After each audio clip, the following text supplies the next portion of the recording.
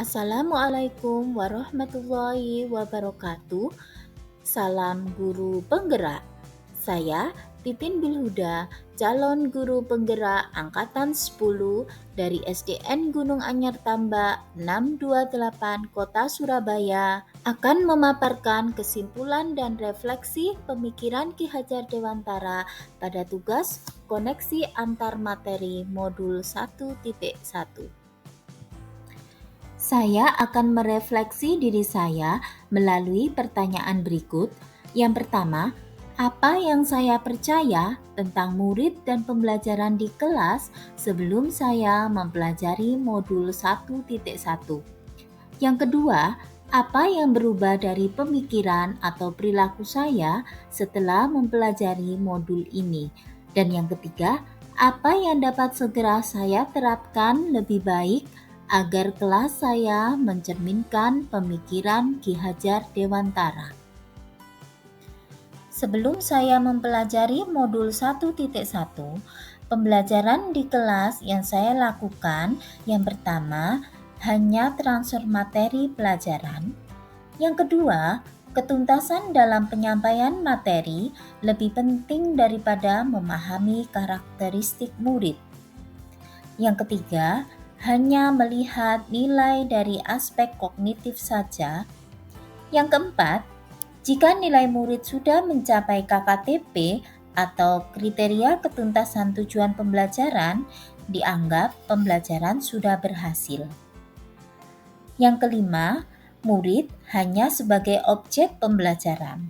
Dan yang keenam, pembelajaran berpusat pada guru atau teacher center.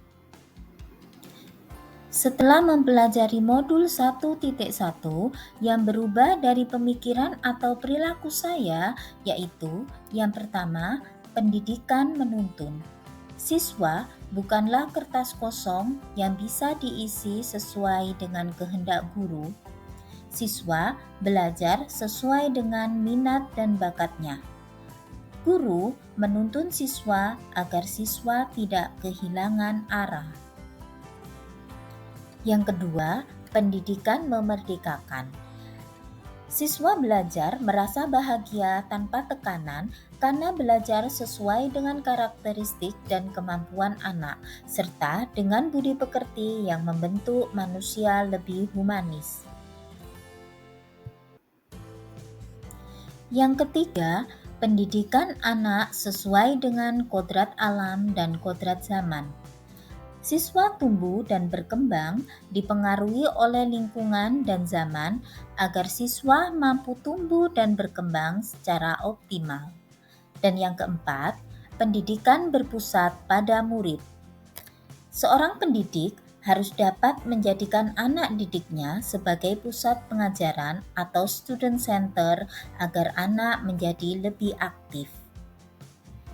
Kemudian, agar kelas saya mencerminkan pemikiran Ki Hajar Dewantara, penerapan yang segera saya lakukan antara lain, yang pertama, pembelajaran tidak lagi menuntut, tetapi menuntun.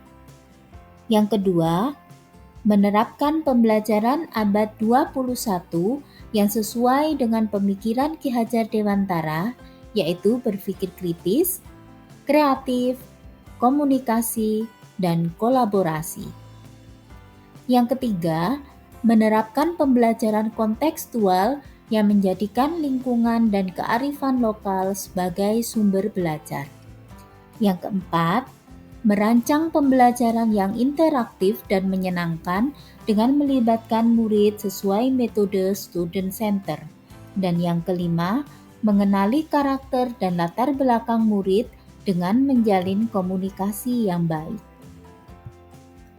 Kesimpulan yang dapat saya sampaikan yaitu dasar-dasar pemikiran Ki Hajar Dewantara yang harus diterapkan dalam pembelajaran antara lain, yang pertama, peran sebagai pendidik adalah menuntun siswa disesuaikan dengan kekuatan kodrat alam dan kodrat zaman dalam kehidupan. Yang kedua, pendidikan bukan hanya ilmu akademis, namun perlu penanaman budi pekerti yang baik. Yang ketiga, memberikan kebebasan kepada siswa dalam menyelesaikan tugas sesuai dengan kreativitas. Dan yang keempat, melaksanakan pembelajaran yang berpusat pada murid. Terima kasih. Salam dan bahagia Bapak Ibu Guru Penggerak. Wassalamualaikum warahmatullahi wabarakatuh.